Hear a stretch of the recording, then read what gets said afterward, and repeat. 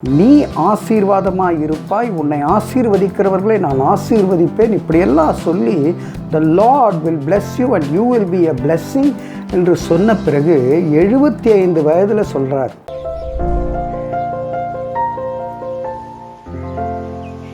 கிறிஸ்துவுக்குள் பிரியமானவர்களே, இன்றைக்கு நாம் சிந்திக்க இருக்கின்ற கதாபாத்திரம் ஆபிரகாம். இந்த ஆபிரகாம் என்று சொல்லி அழைக்கப்படுவதற்கு முன்பதாக அவருடைய பெயர் ஆபிராம். ஆபிராம் என்றால் எக்ஸால்டட் ஃபாதர். ஆனால் ஆபிரகாம் என்று பார்க்கும்பொழுது ஃபாதர் ஆஃப் மல்டிடியூட், உயர்த்தப்பட்ட ஒரு தகப்பனாக இருந்தவர் பல ஜாதிகளுக்கு அவர் தகப்பனாக மாறுகின்றார். கடவுள் நம்மோடு கூட இடைப்படும் பொழுது நம்முடைய அடையாளத்தை மாற்றி விடுவார். பிரியமானவர்களே, இப்பொழுதெல்லாம் நமக்கு ஒரு அடையாளம் தேவைன்னா முதல்ல ஆதார் கார்டு அப்படின்னு சொல்லுவாங்க. அந்த ஆதார் கார்டு ஃபோட்டோவில் பார்த்தா இருக்கிறது நாம தானான்னு நம்மளே சந்தேகப்படக்கூடிய அளவுக்கு இருக்கும். ஆனால் கடவுள் அடையாளத்தை மாற்றும் போது அது ஒரு பெரிய ஆதாரமாக இருக்கின்றது. ஆதாரம் இல்லை, ஆதாரமாக மாறுகின்றது.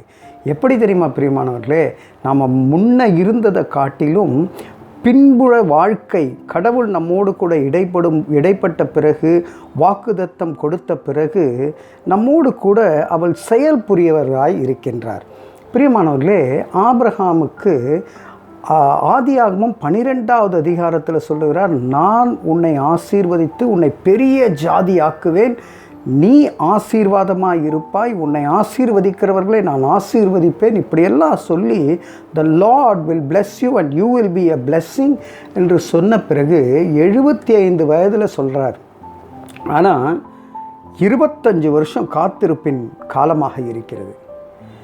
ரோமர் 4வது அதிகாரம் 18வது வசனத்தில் சொல்லப்படுகிறது, நம்புவதற்கு ஒன்றுமே இல்லைனாலும் ஆபிரகாம் நம்பினாராம்.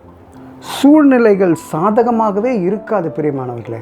கடவுள் நமக்கு ஒரு வாக்குத்தத்தம் சொல்லிட்டார்னா அதை நாம் நம்பி பிடித்து கொள்ள அழைக்கப்பட்டு இருக்கின்றோம்.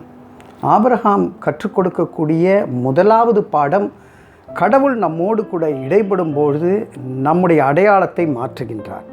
நாம் பழைய ஆபிரகாமாக இருக்க மாட்டோம், ஆபிரகாமாக மாறிடுவோம். அதுபோல் நாமும் பழைய பேரோடு நாம் எப்படி அடையாளம் கண்டு கொள்ளப்பட்டோமோ அப்படி இருக்க மாட்டோம். இப்போது பார்க்குற நம்முடைய பேரை சொல்லி பார்க்கும்பொழுது புது அடையாளத்தை கொடுப்பார் ஆண்டவர். ரெண்டாவது, நம்புவதற்கு சூழ்நிலையே சாதகமாக இருக்காது. பாருங்கள், ஆபிரகாமுக்கு சரீரம் செத்து போச்சு, அந்த அம்மா சாராளுக்கும் அப்படி தான் இருக்குது. ஆனால் 25 வருஷம் கடவுள் சொன்னதை நிறைவேற்றுவார்னு காத்திருக்கிறாங்க. அந்த காத்திருப்பு, விசுவாசத்தோடு காத்திருக்கக்கூடிய சூழ்நிலை நமக்கும் இன்று கற்றுக் கொடுக்கின்றார்.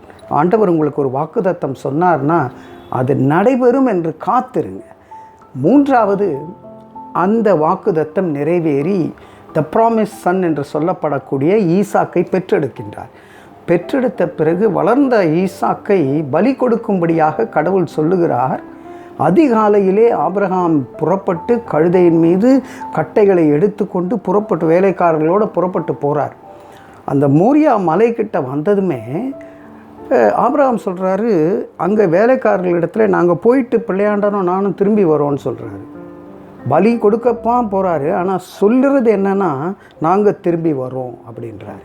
சரி, அங்கே மேலே போன பிறகு கட்டையெல்லாம் வச்ச பிறகு பையன் கேட்குறான், அப்பா கட்டை இருக்குது, பலி செலுத்துறதுக்கு ஆடு எங்கே என்று சொல்லும்போது கர்த்தர் பார்த்து கொள்வார் என்று சொல்லுகிறார். அதற்கு பிறகு மகனை படுக்க வைத்து கத்தியை உயர்த்தும் பொழுது பிள்ளையாண்டான் மீது உன்னுடைய கையை போடாதே என்று தூதன் சொன்ன பிறகு நிறுத்துகிறார். நிறுத்தின பிறகு பின்பாக திரும்பி பார்க்கிறார். அங்கே ஒரு புதரிலே அங்கே ஒரு ஆட்டுக்கடா சிக்கிக்கிட்டு இருக்கிறது. அந்த ஆட்டுக்கடாவை எடுத்து வந்து அவர் பலியிட்டு சொல்லுகிற வசனம் பாருங்கள்.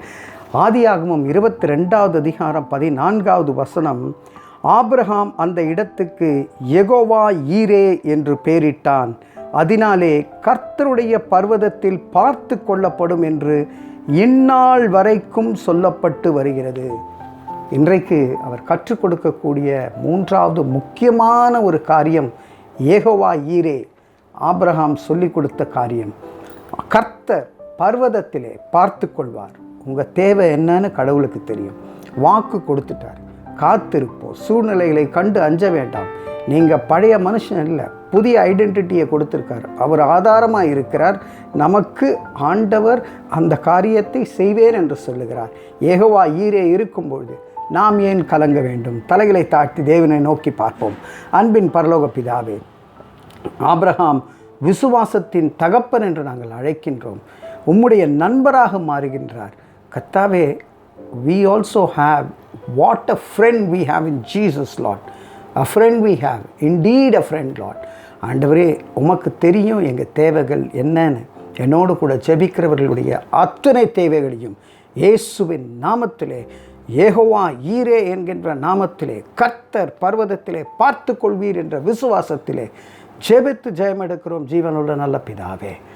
ஆமேன், ஆமேன்.